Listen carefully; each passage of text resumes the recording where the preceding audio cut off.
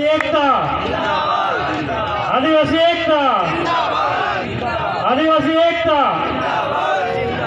अभी तो ये लड़ाई है, आगे और लड़ाई है, अभी तो ये लड़ाई है। धन्यवाद। પેલો ડિલીટ થઈ ગયો, ઘણો દુઃખ થઈ ગયો મને હોય વિડીયો धन्यवाद भाई। બોર દે દો હે કે હા એટલે આપણે જે ગ્રુપને આપણે નહીં આપ જાય તો कार्यक्रम में उपस्थित કોઈ ટેન્શન आप सभी योद्धा साथियों, माता बहनों, भाइयों, काका बाबा, आप सभी का इस कार्यक्रम में हार्दिक स्वागत, अभिनंदन। मैं आप सबको नमन वंदन, सेवा जोहार करता हूं। दोस्तों, झाबुआ की पावन धरती पर आदिवासी एकता परिषद के द्वारा आयोजित आदिवासी सांस्कृतिक एकता महासम्मेलन कार्यक्रम मध्य प्रदेश में यहाँ पर किया जा रहा है। और यहाँ पर मध्य प्रदेश के साथ राजस्थान, गुजरात, महाराष्ट्र, छत्तीसगढ़, झारखंड, उड़ीसा और देश के कई राज्यों के बौद्धिक समाज के लिए समर्पित, समाज के दुख दर्द को समझने वाले तथा इस देश में जो आदिवासी समाज के ऊपर कई प्रकार के जुर्म, अत्याचार, शोषण और देश में आजादी के 73 साल बाद भी आदिवासी समाज पलायन, विस्थापन, गरीबी, बेरोजगारी तथा कई प्रकार की समस्याओं से आज भी जूझ रहा है। उस समस्त प्रकार की समस्याओं को सोचने और उन समस्याओं के समाधान के लिए समाज के बेटे, समाज की बेटियां जो रात दिन समाज के लिए काम कर रहे हैं, ऐसे कई यहाँ पर हजारों और कल तक लाखों की संख्या में यहाँ पर हमारे सगाजन उपस्थित होंगे। तो साथियों, હા કાલે था हाँ ये कार्यक्रम में जो पीछे की ओर ढोल मांदल पर जो नाच रहे हैं और जो एंजॉय कर रहे हैं, मैं आप सबसे अनुरोध करता हूं कि ऐसे कार्यक्रम, ऐसा समय आपको बार बार नहीं मिलेगा। दोस्तों, हम लोग ड्यूटी में लगातार व्यस्त रहते हैं, समय हमको बहुत कम मिलता है और वैसे भी समाज के मंचों पर जाने से हम लोग बचते हैं। मैं दोस्तों आप सबसे अनुरोध करता हूं कि थोड़ी देर के लिए ये साउंड, मांदल, ढोल जो भी है थोड़ी देर के लिए बंद कर लो और हमारी बातों को थोड़ा ध्यान से सुन लो, क्योंकि दोस्तों ये नाचने का नहीं, उन्मूलन का समय है। और बिरसा टंटिया, भीमा नायक, खाजा नायक, पुंजा भील के गणवीरों, आप लोग उनकी बात करते हो, उनके विचारों पर चलने की सोच रखते हो, लेकिन સાંભળો તો धरातल पर મને નહીં આવડે આવડે પેલું प्रैक्टिकल जो बातें हैं वो कुछ अलग ही होती है। तो दोस्तों, मैं पुनः आप सबको नमन करता हूँ और उसके साथ ही मुझे बहुत सारे लोग जानते हैं, मैं मध्य प्रदेश के धार जिले का मूल निवासी हूँ और मैं शासकीय सेवा में हूँ, लेकिन और शासकीय सेवा के साथ मैं पुलिस विभाग में हूँ, जहाँ पर हमको समय नहीं मिलता। दोस्तों, हम लोगों पर कई कई प्रकार के दबाव, प्रेशर, कई बातें हमारे ऊपर चल रही है और कई तरीके से हम पे प्रेशर करने का प्रयास किया जाता है। लेकिन साथियों, हम लोग समाज के बेटे हैं, ड्यूटी तमाम तरीके की चीजें हैं, लेकिन हम लोग के लिए सबसे जो बड़ी बात है,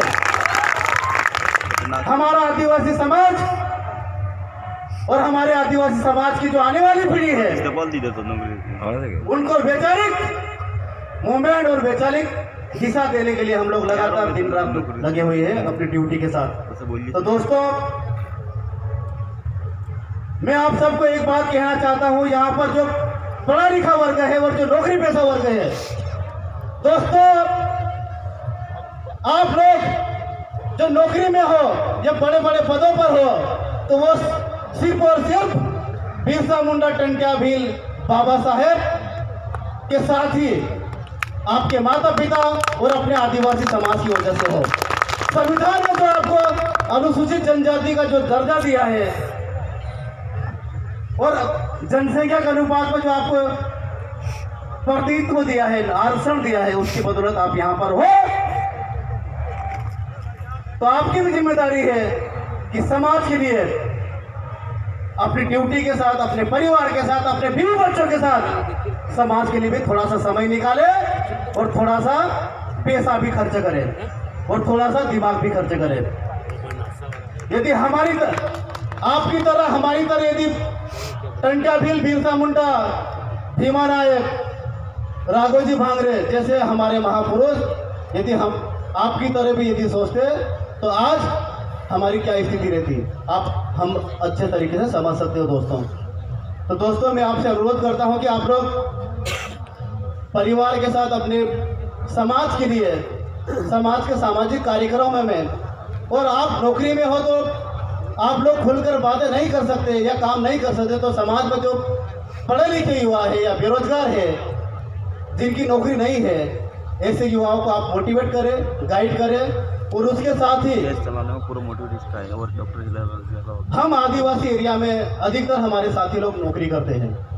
तो दोस्तों, किसी भी क्षेत्र में सबसे पहले तो हम लोग आपस में कनेक्टिविटी रखें, आपस में हम लोग जुड़े हैं। और समाज के लिए हमारी समाज की सबसे बड़ी जो कमजोरी है वो अशिक्षा है। क्या है? अशिक्षा। तो दोस्तों, हमको इस अशिक्षा को दूर करने के लिए शिक्षा के क्षेत्र में हमको काम करने की सबसे ज़्यादा जरूरत है। और शिक्षा को हम कैसे हमारे समाज को शिक्षित करें, कैसे हमारे युवाओं को हम मोटिवेट करें, मार्गदर्शन दें, तो उसका सबसे अच्छा जो आसान तरीका है, जो सरल तरीका है, वो निःशुल्क कोचिंग सेंटर। आप लोग निःशुल्क कोचिंग सेंटर के माध्यम से अपने अपने एरिया में अपने जो पढ़े लिखे युवा हैं उनको निःशुल्क कोचिंग क्लासेस दे, एजुकेशन दे, कॉम्पिटिशन एग्जाम की तैयारी करवाए। और उसके साथ ही यदि गांव के जो हमारे पढ़े लिखे लोग, जो गांव में अशिक्षित लोग हैं, उनको भी थोड़ी शिक्षा देने का प्रयास करें। और उसके साथ हमारे देश में क्या चल रहा है और क्या नहीं चल रहा है, ये आप सब अच्छे तरीके से जानते हो। बात आरक्षण की जाए, बात संविधान बचाने की जाए या संविधान खत्म करने की बात की जाए, तो दोस्तों, संविधान बचाने की लड़ाई कितने लोग घर से बाहर निकलते हैं? कोई नहीं निकलता। आरक्षण बचाने की बात, आदिवासियों बचाने की बात कितने लोग करते हैं? आज हम लोग कहते हैं कि आदिवासियों को मारा जा रहा है, पीटा जा रहा है, खत्म किया जा रहा है। अब यहीं पर झाबुआ में ही आज से एक सप्ताह पहले इस कार्यक्रम को लेकर कई प्रकार का दबाव, प्रेशर क्रिएट किया जा रहा था। लेकिन मैं उन योद्धाओं को, उन युवाओं को सैल्यूट करता हूं, जोहार करता हूं कि उन्होंने इन बंदूकों को दिखाया कि आदिवासियत को छोड़ो मत, नहीं तो आदिवासियत को छोड़ोगे।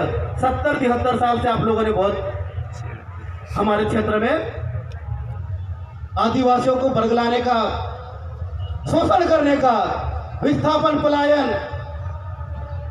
गरीबी, भूखमरी, कई प्रकार की समस्याओं को आप लोगों ने हमारे आदिवासियों को लालच देकर, गुमराह कर राज कर लिया। युवा साथियों, आपको कोई गुमराह करने की कोशिश करता है तो उसको उसी की भाषा में जवाब देने की आप कमर कस लो। जितना आप लोग डरोगे, जितना आप लोग चुप रहोगे, ये लोग उतना ही आपको डराएंगे। इसलिए अब डरने का समय नहीं है, लड़ने का समय है। हम लोग बिरसा टंट्या भील के दिए हुए, हमारे पुरखों के दिए हुए, जो मेरे हाथ में यह तीर कमान है, भला इन लोगों ने हमारे एकलव्य का अंगूठा लिया, लेकिन अब हम अंगूठा तो क्या, हम लोग नाखून भी नहीं देने वाले हैं। हमारे हाथ का एक नाखून भी हम लोग नहीं देने वाले हैं। एक हाथ में हमारे ये तीर कमान है तो दूसरे हाथ में हमारे पुरखों का दिया हुआ कलम है, संविधान है। दोस्तों, हम संवैधानिक बात करें, हम कलम की ताकत से लड़ें और हम संवैधानिक तरीके से काम करें, और राजनीति, धर्म, क्षेत्रवाद जैसी कई प्रकार की जो बीमारियां हैं, कई प्रकार की जो बीमारियां हैं, संगठनवाद, वर्चस्ववाद, व्यक्तिवाद, कोई बोलता है कि मुझे मंच नहीं मिला, मुझे माइक नहीं मिला, कई प्रकार की जो बातें हैं। आजकल की युवा जरा जरा सी बात में नाराज हो जाते हैं और तत्काल सोशल मीडिया पर एक दूसरे का विरोध करने के लिए भी उतारू हो जाते हैं। दोस्तों, समाज का काम करने वाला, समाज के दर्द को समझने वाला न संगठन की बात करता है, न वर्चस्व की बात करता है, न व्यक्ति की बात करता है, सिर्फ और सिर्फ अपने समाज, अपने आने वाली पीढ़ी, संविधान और आदिवासियत की बात करता है। और जिसमें आदिवासियत का दर्द है वो कभी ऐसी फालतू बकवास बातें नहीं करता है। और मैं आप सबसे उम्मीद भी रखता हूं दोस्तों कि आप 100, 200, 500, 1000 किलोमीटर से यहाँ पर आए हो तो आप लोग यहाँ से कुछ लेके जाए। नाचना कूदना ये हमारी संस्कृति है। हम लोग खुशी में भी नाचते हैं और दुखी में भी हम लोग नाचते हैं। ये हमारी आदिवासियों की खासियत है दोस्तों। इसलिए ये नाचना और हमारी संस्कृति का हिस्सा है। लेकिन साथ ही दोस्तों, इस देश में आजकल जो हमारी समस्याएं हैं, हमको जो घेरने का प्रयास किया जा रहा है, हमको खत्म करने का प्रयास किया जा रहा है, हमारी आदिवासियत को खत्म करने का जो प्रयास किया जा रहा है दोस्तों, संवैधानिक तरीके से, संविधान सम्मत हमको अपनी बात रखना है और उसी तरीके से हमको काम करना है। मेरे जैसे कई लोग मंच पे आते हैं और फालतू बात करते युवाओं को गुमराह करने के लिए, भड़काने के लिए। दोस्तों, मैं ऐसी कोई बात नहीं करूंगा। मैं आप सबसे उम्मीद रखता हूं, आप चाहे राजस्थान के हो, गुजरात के हो, महाराष्ट्र या मध्य प्रदेश या किसी भी राज्य के अलग अलग हिस्सों के आप लोग हो, आप अपने विवेक से, अपने बुद्धि से संगठनवाद, वर्चस्ववाद, व्यक्तिवाद से ऊपर उठकर सिर्फ और सिर्फ समाज के लिए काम करें। और दूसरा दोस्तों, हमारे समाज में सामाजिक लीडरों की नहीं, हमारे समाज में सामाजिक कार्यकर्ताओं की जरूरत है। तो दोस्तों, हम समाज में सामाजिक कार्यकर्ता बनकर हम लोग काम करें और समाज की, आदिवासी की जो लड़ाई हम लोग लड़ रहे हैं उसको हम अंजाम तक पहुंचाने के लिए इस कार्यक्रम के माध्यम से, इस मंच के माध्यम से हम लोग यहाँ पर प्रण लेकर जाए। धन्यवाद दोस्तों, आप सबको पुनः सेवा जोहार, वंदन, जय आदिवासी।